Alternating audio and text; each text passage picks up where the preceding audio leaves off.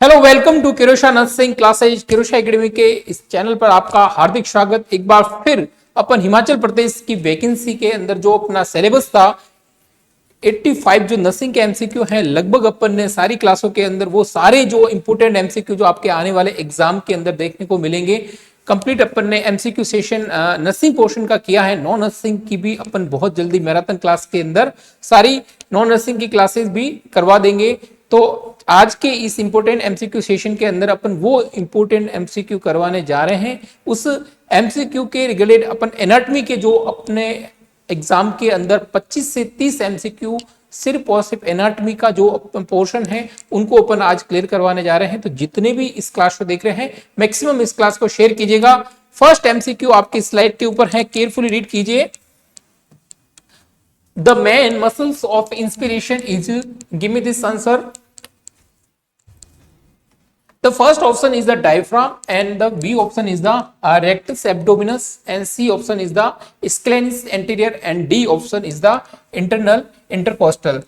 The main muscles of inspiration जब भी अपन intake करते हैं या फिर सॉरी इनहेलेशन करते हैं, इनहेलेशन के दौरान जब अपना एयर है वो वॉल्यूम कहा जाता है चेस्ट के अंदर, यानी थोरेसिक कैविटी का इंक्रीजमेंट देखने को मिलता है। एयर का हो रही है आपके ऑक्सीजन आपने जब भी इनहेल किया है, ठीक है ना, इनहेलेशन ऑफ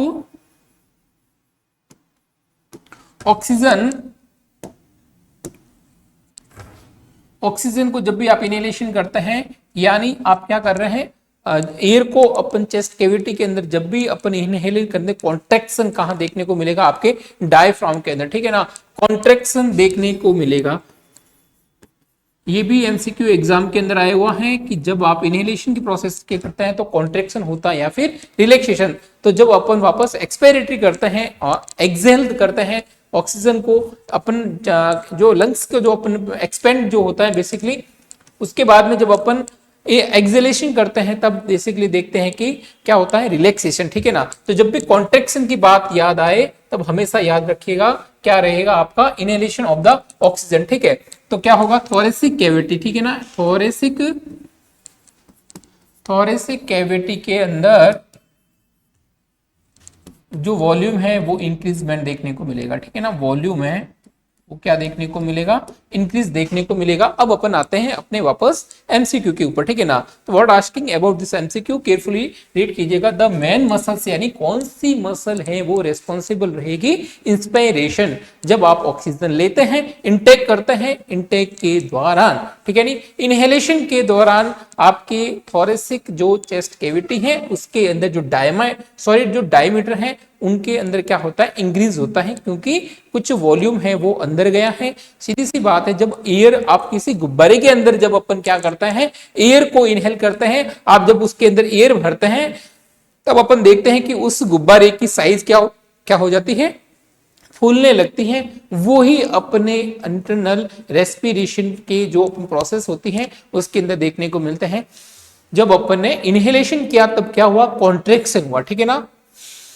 जब अपन इनहेलेशन करते तब क्या होता है, चेस्ट कैविटी के अंदर कॉन्ट्रैक्शन होता है और जो आपका थोरेसिक कैविटी का जो वॉल्यूम है वो क्या देखने को मिलता है, इंक्रीज देखने को मिलता है।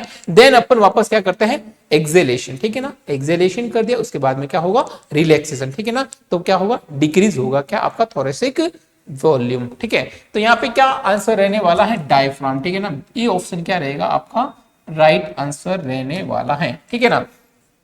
बाकी सारे जो रेक्टस एब्डोमिनस है, स्केलेनस एंटीरियर है, इंटरनल इंटरकोस्टल है, ये सारे के सारे आपके मेन मसल्स नहीं रहने वाले हैं इंस्पायरेशन के दौरान, ठीक है। ये बिल्कुल हेल्प करेंगे आपके रेस्पिरेशन के अंदर, लेकिन जो मेन मसल्स है वो बेसिकली क्या रहने वाला है आपका, थोरेसिक कैविटी के अंदर बेसिकली ये रहने वाला है, ठीक है। चलते हैं अपन नेक्स्ट एमसीक्यू की तरफ। द नेक्स्ट एमसीक्यू आपकी स्लाइड के ऊपर है, केयरफुली रीड कीजिएगा क्या पूछ रहा है अपने से next MCQ. The hematopoiesis in adults occur at, give me this answer कीजिएगा। हेमेटोपोइसिस इन एडल्ट बेसिकली क्या होता है आपके, हेमेटोपोइसिस यानी formation of the RBC, WBC and platelets, ठीक है ना, formation of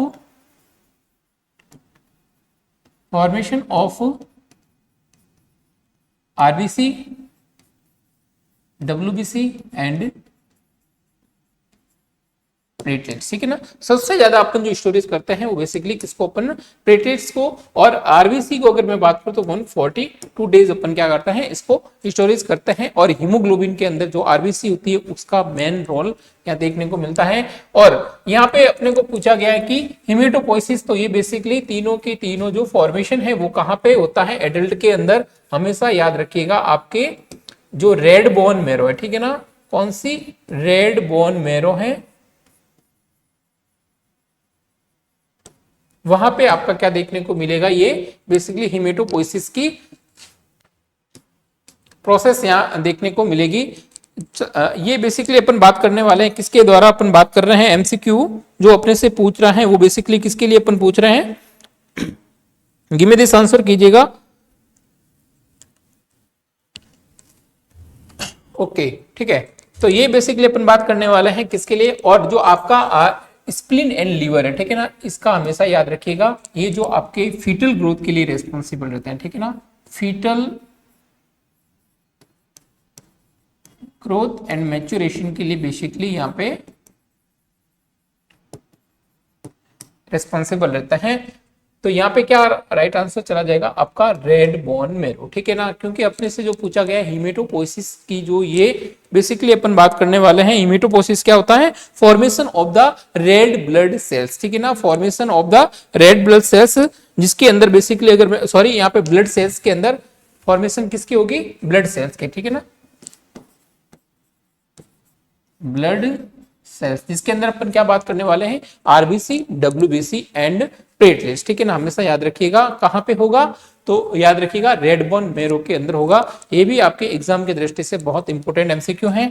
the next MCQ, उससे पहले हिमाचल प्रदेश के अंदर जो वैकेंसी निकली है, आपको टेस्ट सीरीज बिल्कुल प्रैक्टिस करनी चाहिए, आपके पास बहुत कम टाइम रहा है, 3 से 4 दिन के अंदर जरूर मॉक टेस्ट दे, जिससे आपको बेनिफिट मिलेगा एग्जाम के अंदर, आपका कॉन्फिडेंस बना रहेगा और एग्जाम आपको बिल्कुल ही इजी वे के अंदर देखने को मिलेगा। चलते नेक्स्ट एमसीक्यू की तरफ। The enzyme release by the sperm that allow the penetration of the ovum is called, give me this answer कीजिएगा, क्या रहने वाला है, क्या एमाइलेज रहेगा, क्या लाइपेज रहेगा, या फिर ट्रिप्सिन रहने वाला है, या फिर हाइलुरिनिडेज होगा, गिव मी दिस आंसर कीजिएगा। तो यहाँ पे बेसिकली अपन बात करने वाले पेनिट्रेशन, ठीक है ना, पेनिट्रेशन बेसिकली अगर मैं बात करूं तो ये कहां होता है, acrosome of the head of sperm, ठीक है ना, एक्रोसोम, ठीक है ना,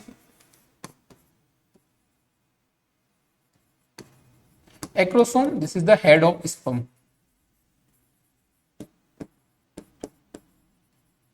ये बेसिकली क्या करते हैं, हेल्प करते हैं, ठीक है ना, क्या करते हैं, हेल्प करते हैं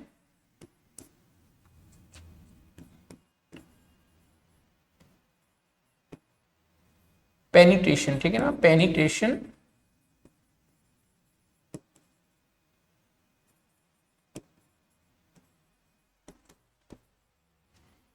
यानी आप देखते हैं कि मिलियंस स्पर्म एंटर करते हैं आपके ओलिमा के अंदर, ठीक है ना, ओलिमा के अंदर ओनली फॉर जो ओवम के अंदर ओनली फॉर जो 1 मैच्योर स्पर्म होता है वो ही पेनिट्रेट कर पाता है, किसकी वजह से, आपके हाइलुरिनिडेज, ठीक है ना, हमेशा याद रखिएगा किसकी वजह से, हाइलुरिनिडेज जो क्या करता है, आपको पेनिट्रेशन ऑफ द ओवम, ठीक है। आंसर आपके पास में बिल्कुल सामने है, एमाइलेज नॉट ए रिलेशन, यहाँ पे एमाइलेज एंड लाइपेज आपके बेसिकली किसके लिए रेस्पॉन्सिबल, गैस्ट्रिक एंजाइम्स हैं, ये बेसिकली यहाँ पे हेल्पफुल नहीं रहने वाले हैं, ठीक है। तो एमाइलेज, लाइपेज एंड ट्रिप्सिन ये बेसिकली क्या रहेंगे, आपके गैस्ट्रिक जूसेज हैं जो डाइजेशन के अंदर हेल्प करते हैं, ठीक है। लेकिन यहाँ पे बात की जा रही है इन चारों के अंदर बहुत ही इजीली से अपने को पता चलेगा कि एग्जाम के अंदर हाइलुरिनिडेज बिल्कुल क्या है, एक अलग ऑप्शन है, बाकी तीनों का तीनों रिलेशन बेसिकली आपके गैस्ट्रिक डाइजेस्टिव सिस्टम के रिलेशन के अंदर है, और ये बेसिकली आपका क्या रहने वाला है, पेनिट्रेशन ऑफ द ओवम, ठीक है ना, जो आपके एक्रोसोम्स होते हैं, जो आपका सबसे जो टिप ऑफ द पार्ट होता है स्पर्म का, ठीक है ना, स्पर्म का जो अपन बात करें, ठीक है ना, ये अपन बेसिकली बात करने वाले हैं, ठीक है। तो दिस पार्ट इज द हाइलुरिनिडेज, जिसकी वजह से क्या होता है, पेनिट्रेशन के अंदर हेल्प रहता है। तो A option sorry B option क्या चला जाएगा, यहाँ पे राइट आंसर चला जाएगा। चलते हैं अपन नेक्स्ट एमसीक्यू के अंदर। ये एमसीक्यू ऑलरेडी अपन ने पहले किया है, एक बार फिर से वापस अपन देखते हैं। Total number of deciduous teeth in children, give me this answer कीजिएगा, ठीक है ना। डेसिडुअल टीथ को अपन क्या बोलते हैं, टेम्पररी टीथ, ठीक है ना, जिसको अपन क्या बोलते हैं, मिल्क टीथ, ठीक है ना, इसको अपन क्या बोलते हैं, टेम्पररी टीथ। टेम्पररी टीथ सबसे पहले कौन सी एज के अंदर ये टेम्परेरी टीथ स्टार्ट होता है इरेप्ट होना, तो हमेशा याद रखिएगा 6 मंथ पे, ठीक है ना। जब भी बात आए टेम्परेरी टीथ की तो आंसर क्या करोगे, 6 मंथ, ठीक है, क्या करोगे 6 मंथ। और जब भी परमानेंट टीथ की बात आए, परमानेंट टीथ की बात आए, हमेशा याद रखिएगा क्या रहने वाला है आपका 6 ईयर यहाँ पे राइट आंसर रहने वाला है, ठीक है। अपन बात करने वाले हैं इस फॉर्मूले के द्वारा, अपन समझाएंगे कि क्या रहने वाला है। तो सबसे पहले अपन बात करते हैं इंसीजर, ठीक है ना, incisor, canine, premolar and molar. Cutting के लिए कौन सा रेस्पॉन्सिबल रहता है, आपके इंसीजर, और टीयरिंग के लिए कौन सा रेस्पॉन्सिबल रहता है, कैनाइन एंड प्रीमोलर और मोलर। वो बेसिकली क्या रहता है, ग्राइंडिंग और मिक्सर करने के लिए यहाँ पे ये रेस्पॉन्सिबल रहता है। अगर मैं बात करूं यहाँ पे तो कितने होते हैं, 2 इंसीजर ऊपर होते हैं और 1 यहाँ पे कैनाइन होते हैं, 0 यहाँ पे होगा क्योंकि प्रीमोलर हमेशा याद रखिएगा अब्सेंट रहेगा, ठीक है ना।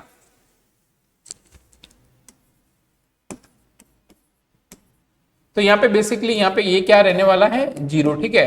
और अगर मैं बात करूं यहाँ पे परमानेंट की मैं बात करूं तो कितना रहने वाला है, incisor, canine, premolar and molar, तो हमेशा याद रखिएगा कितना 2 1 2 3, ठीक है ना, 2 1 2 3। अब इन दोनों को अगर मैं 2 से मल्टीप्लाई करता हूं, ठीक है, तो बेसिकली कितना हो जाएगा, 4 2 एंड 4, 8 और 2 कितने हो गए यहाँ पे 10, 10 और 10 कितने हो गए 20, यानी कितने हो जाएंगे, जो आपके अगर टेम्पररी टीथ की मैं बात करूं इस फॉर्मूले के द्वारा अपन देखते हैं तो 20 टीथ होंगे, ठीक है ना। हमेशा याद रखिएगा कौन सी बात कर रहे हैं अपन, डेसिडुअल टीथ, जिसको अपन क्या बोलते हैं, मिल्क टीथ, इसी को अपन क्या बोलते हैं आपका मैच्योर टीथ नहीं बोलेंगे, इसको अपन क्या बोलेंगे, टेम्पररी टीथ रहेंगे। जब अपन इनको 2 से मल्टीप्लाई करते हैं तो कितना आंसर आएगा, 20, ठीक है ना। बी ऑप्शन क्या चला जाएगा, राइट आंसर चला जाएगा। और जब अपन परमानेंट टीथ की मैं बात करूंगा तब इनको अपन दोनों 2 से मल्टीप्लाई करेंगे तो कितना रहने वाला है, 2 से क्यों करेंगे, क्योंकि अपर एंड लोअर दोनों के दोनों 2 यानी एक जोड़े के रूप में। तो यहाँ पे बेसिकली अपन बात करने वाले हैं तो 32, जब इसको 2 से मल्टीप्लाई करेंगे तो कितना रहने वाला है, 32। जब अपन 9th-10th की क्लास में पढ़ते थे या फिर उससे भी कम क्लास के अंदर जब अपन पढ़ते थे तो वहां पे अपन 32 दांत पढ़ते थे, टीथ पढ़ते थे, किसके अंदर, परमानेंट के अंदर, और 20 किसके अंदर पढ़ते थे अपन, टेम्परेरी के अंदर, ठीक है।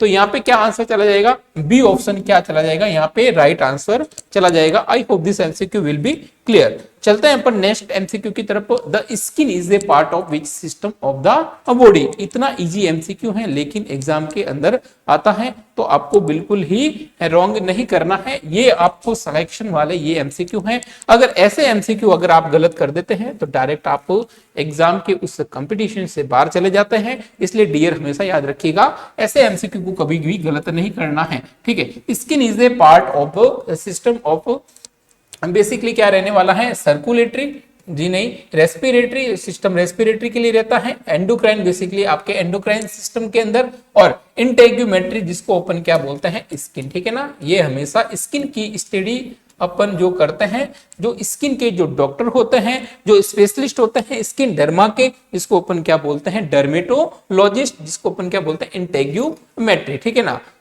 हमेशा याद रखिएगा स्किन किसका पार्ट रहने वाला है, इंटेग्यूमेट्री। तो डी ऑप्शन क्या चला जाएगा, यहाँ पे राइट आंसर चला जाएगा। और इनके डॉक्टर को अपन क्या बोलते हैं, स्किन। जब भी अपने को पूछे कार्डिक का तो सर्कुलेटरी सिस्टम, ठीक है ना। सर्कुलेटरी सिस्टम बेसिकली आपके कार्डियोलॉजिस्ट। देन अपन बात करने वाले हैं यहाँ पे अपने से क्या पूछा गया, skin is a part of which system of the body is called integumentary. तो डी ऑप्शन क्या चला जाएगा, यहाँ पे राइट आंसर चला जाएगा। नेक्स्ट एमसीक्यू की तरफ अपन चलते हैं।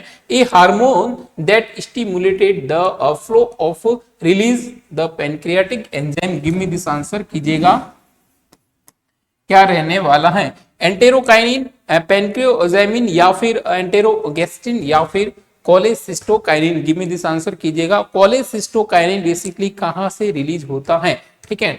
कोलेसिस्टोकाइनिन बेसिकली आपके स्मॉल इंटेस्टाइन के अंदर, ठीक है ना, स्मॉल इंटेस्टाइन के द्वारा रिलीज होने वाला एंजाइम है।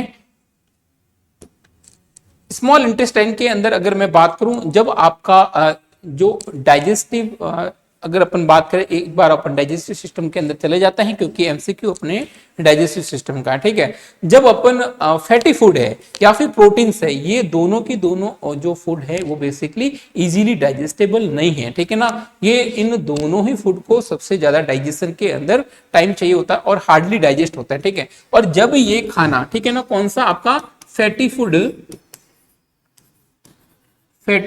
एंड प्रोटीन्स जब कहां पहुंच जाता है, आपके स्मॉल इंटेस्टाइन के ड्यूोडेनम वाले पार्ट के अंदर, कहां पे, ड्यूोडेनम वाले पार्ट के अंदर जब ये पहुंच जाता है, तब बेसिकली कहां कॉन्ट्रेक्शन देखने को मिलता है, आपके गोल ब्लैडर के अंदर। वहां पे जो एंजाइम्स, अपन बेसिकली अगर मैं बात करूं तो जो बाइल्स होती हैं, उनको कॉन्ट्रेक्शन के द्वारा जो बाइल्स रिलीज होता है, और वो बाइल बेसिकली क्या करता है, आपके इमल्सिफिकेशन ऑफ द फैट के लिए रिस्पॉन्सिबल रहता है। बाइल क्या करता है, बेसिकली बाइल आपके इमल्सिफिकेशन ऑफ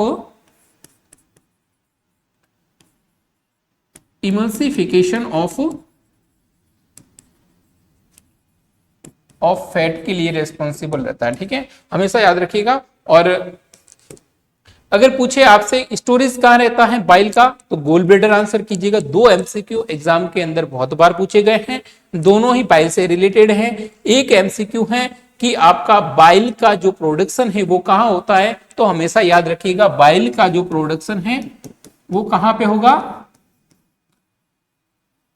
वो आपका सबसे जो एंडोक्राइन का जो लार्जेस्ट पार्ट है, ठीक है ना, इंटरनल लार्जेस्ट ऑर्गन, हमेशा याद रखिएगा क्या रहने वाला है, लिवर। और एक्सटर्नल की जब भी बात आए तब आप क्या करोगे, skin is the largest part of the human body. लेकिन यहाँ पे अपने से एमसीक्यू जो पूछा गया है वो बेसिकली बाइल से, अगर मैं बात करूं प्रोडक्शन की बात करें, तो हमेशा याद रखिएगा liver is the best answer, ठीक है ना। और अगर आपसे पूछे बाइल का स्टोरेज कहां पे होगा, बाइल का स्टोरेज कहां पे होगा, तो गोल ब्लैडर यहाँ पे राइट आंसर चला जाएगा। गोल ब्लैडर यहाँ पे राइट आंसर चला जाएगा। तो यहाँ पे अपना बेसिकली जो आंसर रहने वाला है, ये क्या करेगा, आपके कोलेसिस्टोकाइनिन है, वो बेसिकली स्मॉल इंटेस्टाइन के, जो बेसिकली अपन बात करने वाले हैं, स्मॉल इंटेस्टाइन के द्वारा रिलीज होता है। और ड्यूोडेनम के अंदर जब आपका जो हार्ड फूड है या फिर जो प्रोटीन्स हैं वो जब एंटर करते हैं, तो उनको डाइजेशन के अंदर बेसिकली ये क्या करता है, मैसेज पहुंचाता है, और एंजाइम जो है आपके रिलीज करता है, कहाँ के, गोल ब्लैडर के द्वारा बाइल को रिलीज करता है। अपन बात करने वाले हैं एंजाइम्स की, जब भी बात आए तो क्या करेंगे, कोलेसिस्टोकाइनिन यहाँ पे राइट आंसर चला जाएगा। यहाँ पे आई hope this MCQ will be clear, आपको समझ में आ गया होगा कि अपन किसके बारे में बात कर रहे हैं, कोलेसिस्टोकाइनिन, ठीक है। क्योंकि यहाँ पे कॉन्ट्रेक्शन अपन ने बात की है, कहां पे होगा, गोल ब्लैडर के अंदर, ठीक है ना। जब भी कॉन्ट्रेक्शन होगा गोल ब्लैडर के अंदर, तो क्या करेगा, बाइल रिलीज करेगा, और अपने को डाइजेशन के लिए किसकी नीड रहती है, बाइल की नीड रहती है। तो ये बेसिकली प्रोसेस रहता है, ठीक है। तो ये अब आपको समझ में आ गया होगा, प्रोडक्शन किसके द्वारा होगा, आपके लीवर के द्वारा, और रिलीज किसके द्वारा होगा, आपके स्टोरेज कहां रहता है, गोल ब्लैडर के अंदर। ये दोनों ही एमसीक्यू एग्जाम के अंदर आया हुआ है, तो यहाँ पे डी ऑप्शन क्या चला जाएगा, राइट आंसर चला जाएगा। चलते हैं अपन नेक्स्ट एमसीक्यू की तरफ। Each beat of the human heart is completed in, give me this answer कीजिएगा, क्या रहने वाला है, गिव मी दिस आंसर कीजिएगा, क्या रहेगा आपका, यानी जो आपकी कंप्लीट कार्डियक साइकिल है, ठीक है ना। कंप्लीट जो अपन में बात करूं, कार्डियक साइकिल है, या फिर ऐसे मैं बोलूं, this is the 1 heart beat, ठीक है ना, 1 हार्ट बीट, एक हार्ट बीट, ठीक है ना। यानी जो अपन अगर मैं बात करूं 1 मिनट के अंदर कितना 72 टाइम्स जो आपका हार्ट बीट होता है, उसमें से अगर मैं एक हार्ट बीट की मैं बात करूं, इसको अपन क्या बोलते हैं, कंप्लीट कार्डियक साइकिल, ठीक है ना। तो इसके अंदर बेसिकली जो ये टाइम ड्यूरेशन है वो क्या रहने वाला है, ये अपने से एमसीक्यू पूछ रहा है। तो गिव मी दिस आंसर कीजिएगा। इसके अंदर आपके बेसिकली अगर मैं बात करूं तो क्या रहने वाला है, atrial systole, ventricular systole and आपका कंप्लीट कार्डियक डायस्टोल, ठीक है ना। एट्रियल सिस्टोल क्या रहने वाला है आपका, एट्रियल सिस्टोल आपका वेंट्रिकुलर सिस्टोल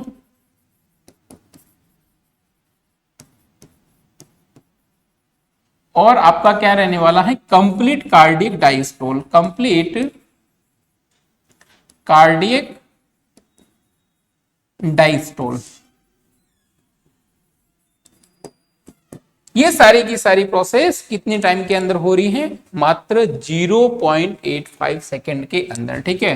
तो सी ऑप्शन क्या चला जाएगा, राइट आंसर चला जाएगा। यानी जो आपका एक हार्ट बीट है, ठीक है ना, only for one times heart beat is complete cardiac cycle including the atrial systole and ventricle systole and direct completely cardiac cycle का जो डायस्टोल है वो कंप्लीट कब होता है, आपके मात्र 0.85 सेकेंड के अंदर आपका हार्ट का जो एक साइकिल है कंप्लीट, वो बेसिकली मात्र 0.85 सेकेंड के अंदर कंप्लीट हो जाता है। ये भी एग्जाम के अंदर आपके बहुत ही इंपॉर्टेंट एमसीक्यू है, तो मिस नहीं करना है। एग्जाम के अंदर अगर ये एमसीक्यू देखने को मिले तो डायरेक्ट आपको क्या कर देना है, राइट आंसर कर देना है। आई hope this MCQ will be clear. चलते हैं अपन नेक्स्ट एमसीक्यू की तरफ।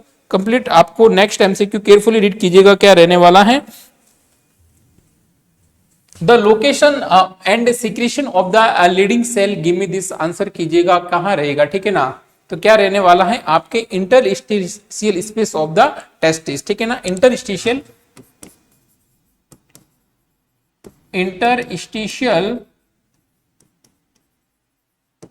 स्पेस ऑफ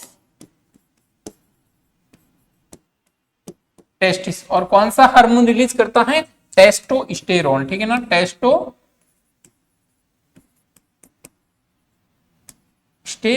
हार्मोन कहां पे होता है, मेल्स के अंदर, ठीक है ना। Gonadotropin hormone, this is the male के अंदर जब भी बात की जाए तो हमेशा याद रखिएगा कौन सा रहने वाला है, टेस्टोस्टेरोन हार्मोन बेसिकली क्या रहेगा आपका। तो ये बेसिकली अपने से इसका जो मेन फंक्शन रहता है वो बेसिकली क्या रहता है, this is the primary sex hormone. Mainly इसका जो है बेसिकली अगर मैं बात करूं तो क्या रहेगा, इसका मेन जो वर्क रहने वाला है वो क्या रहेगा, रिलीज करेगा आपका टेस्टोस्टेरोन हार्मोन, ठीक है ना। रिलीज क्या करेगा, आपके टेस्टोस्टेरोन हार्मोन, या फिर प्रोडक्शन कह सकता हूं मैं, इसको अपन क्या बोलते हैं, प्राइमरी सेक्स हार्मोन, ठीक है ना, प्राइमरी सेक्स हार्मोन।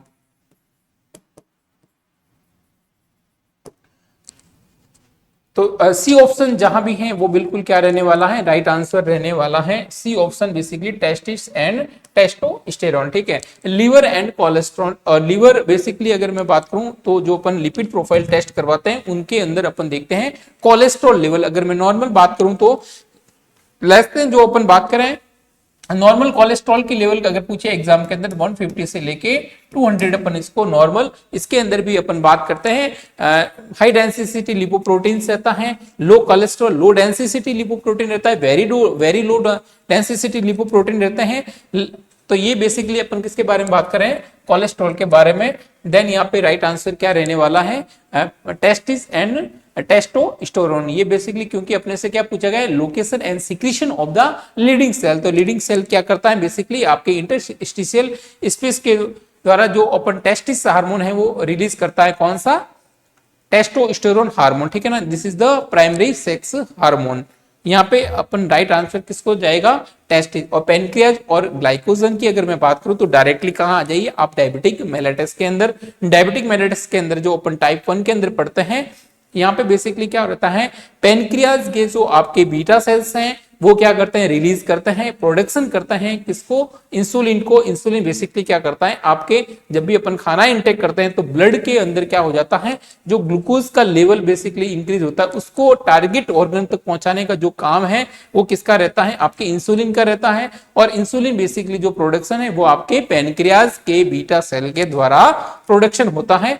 तो ये जो ब्लड ग्लूकोज के अंदर अपन देखते हैं डायबिटीज, वो बेसिकली इनके अनबैलेंस के अंदर कहीं अगर मैं टाइप 1 की मैं बात करूं तो वहां पे देखते हैं कि अपन बीटा सेल्स का है वो बिल्कुल ही डिस्ट्रक्शन ही हो जाता है, यानी प्रोडक्शन ही नहीं होता है इंसुलिन का।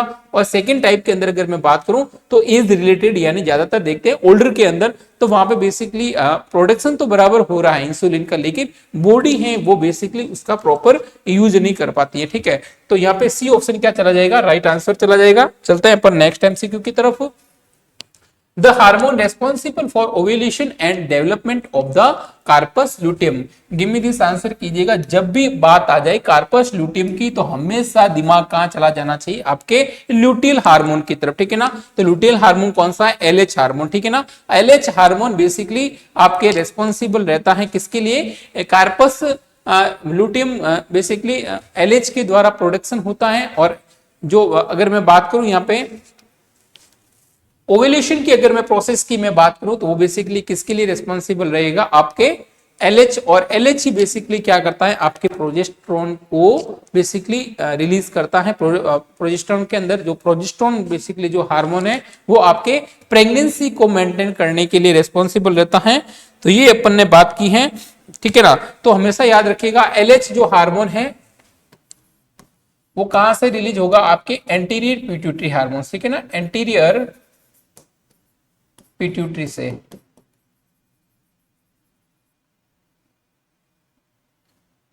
एंटीरियर पिट्यूटरी से रिलीज होने वाला ये हार्मोन है। एंटी डाययूरेटिक हार्मोन की अगर मैं बात करूं तो बेसिकली क्या रहेगा, आपका वेसोप्रेसिन हार्मोन है। ठीक है ना, तो ये basically a sudden surge LH basically क्या करता है, ट्रिगर करता है किसको, ओव्यूलेशन को। ठीक है ना, ओव्यूलेशन को बेसिकली क्या करता है, ट्रिगर करता है। अगर मैं बात करूं यहाँ पे एफएचएस की तो फॉलिकल स्टिमुलेटिंग हार्मोन यहाँ पे नहीं होगा, ये बेसिकली फॉलिकल्स के लिए मैच्योर्स के लिए रिस्पॉन्सिबल रहते हैं। एंटी डाययूरेटिक हार्मोन की अगर मैं बात करूं तो ये बेसिकली क्या रहता है, वेसोप्रेसिन। डिक्रीज एडीएच किसमें देखने को मिलता है, आपके डायबिटिक इंसिपिडस के पेशेंट के अंदर। और इंक्रीज एडीएस बेसिकली किसके अंदर देखने को मिलता है, आपके सीआरडी के अंदर। ठीक है ना,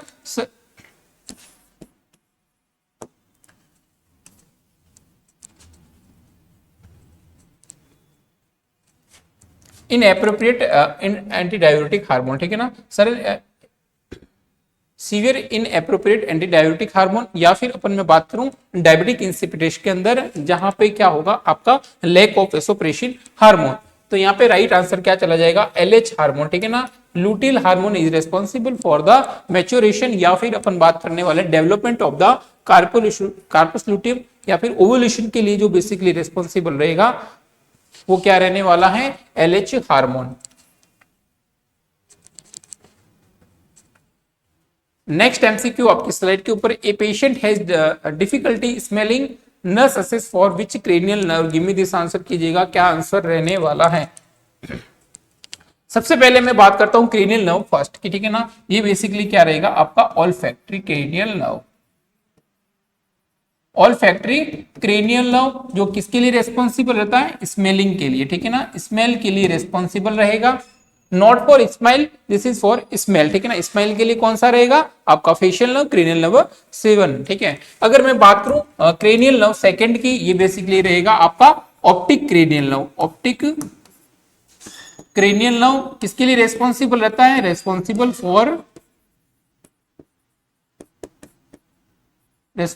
फॉर विजन।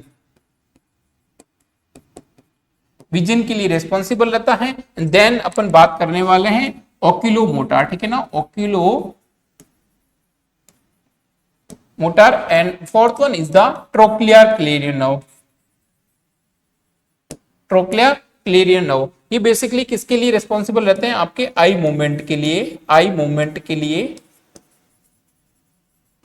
तो हमेशा याद रखिएगा। और अगर मैं बात करूं सेंसरी क्रेनियल नर्व की, हमेशा बात की जाए सेंसरी क्रेनियल नर्व की जब अपन बात करते हैं तो कौन सी होती है, 1, 2 एंड 8। और अगर आपके पूछे मोटार क्रेनियल नर्व की पूछे तो हमेशा याद रखिएगा 3, 4, 6, 11 एंड 12। और बाकी सारी की सारी जो बची हुई है वो सारी की सारी क्या रह जाएगी, रिमेनिंग मिक्स के अंदर। जो आपकी 7 नंबर की क्रेनियल नर्व है वो भी आपकी क्या रहेगी, मिक्स क्रेनियल नर्व के अंदर चली जाएगी। और आपका जो ट्राइजेमिनल क्रेनियल नर्व है वो भी किसके अंदर चली जाएगी, आपका मिक्स के अंदर। और जो वेगस नर्व है वो भी आपका जो 10 नंबर के क्रेनियल नर्व है वो भी किसके अंदर चली जाएगी, आपके मिक्स क्रेनियल के नर्व के अंदर चली जाएगी। तो ये भी आपको याद रखना है कौन सी सेंसरी है, कौन सी मोटार है और कौन सी आपकी मिक्स क्रेनियल नर्व है। तो यहाँ पे क्या आंसर चला जाएगा, स्मेलिंग के लिए हमेशा याद रखिएगा क्रेनियल नर्व जो आपकी फर्स्ट क्रेनियल नर्व है, this is the olfactory cranial nerve is responsible for the smelling. ठीक है ना, वन ऑप्शन का चला जाएगा यहाँ पे राइट आंसर चला जाएगा। I hope this MCQ will B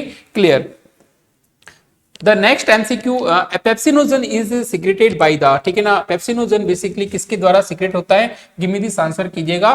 तो चिप सेल के द्वारा ये बेसिकली क्या रहेगा, आपका राइट आंसर चला जाएगा। चिप सेल के द्वारा ये बेसिकली क्या रहता है, आपका राइट आंसर चला जाएगा।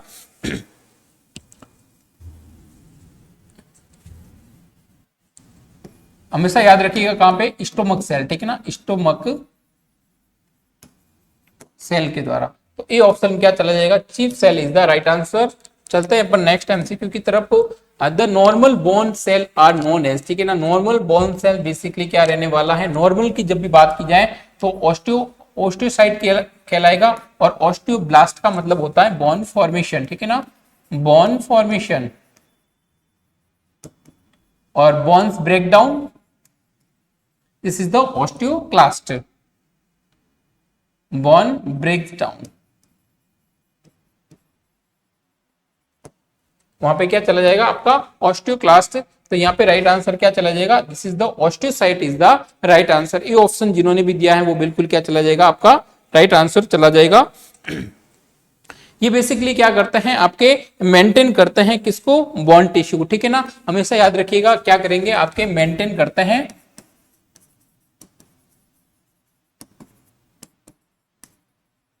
बोन टिश्यू को।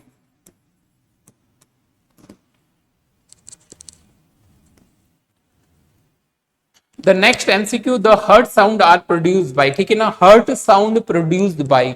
तो हर्ट साउंड बेसिकली अगर मैं बात करूं, पहला बात करता हूं S1 एंड S2, ठीक है ना, S1 and S2। S1 basically कब होगा, जब आपके क्लोजर होने वाले कौन से, आपके अगर मैं बात करूं मिट्रल वॉल या फिर अपन में बात करने वाले हैं bicuspid valve and tricuspid wall. और S2 की जब भी मैं बात करूं तो क्या रहेगा आपका एयोर्टिक वॉल एंड आपका पल्मोनरी वॉल,